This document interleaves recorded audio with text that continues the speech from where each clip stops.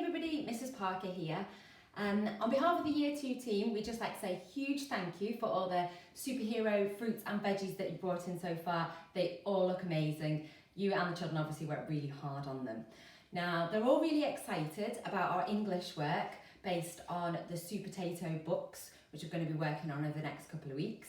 And as part of that, the children are going to write their own superhero story.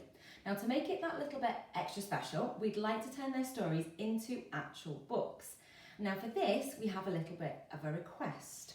We would like the children to bring in 2 pieces of cardboard for the front and back cover of their books.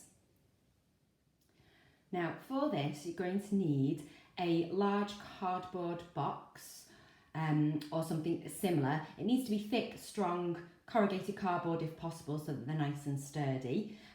If you haven't got a box at home, perhaps you could ask in a local supermarket. They usually have some out the back that you are free to take away.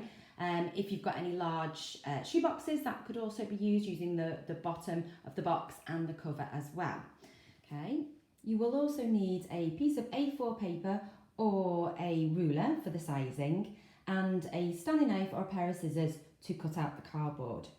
We need the covers to be a little bit bigger than A4 size. So that's approximately 22 by 31 centimetres. Now, I find it a little bit easier and you get a better finish if you've got a craft knife or a Stanley knife to cut the card out carefully. Or alternatively, you can just use a pair of scissors.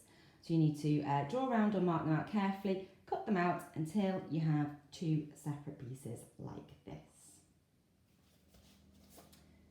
Once you've got your 2 pieces of cards, can you send them in to school with your child as soon as possible, please? But we would like them by Monday, the 23rd of November at the very latest. If you've got any questions or you're not sure about anything, then please speak to a member of the Year 2 team. Okay, thank you very much for your help. Bye.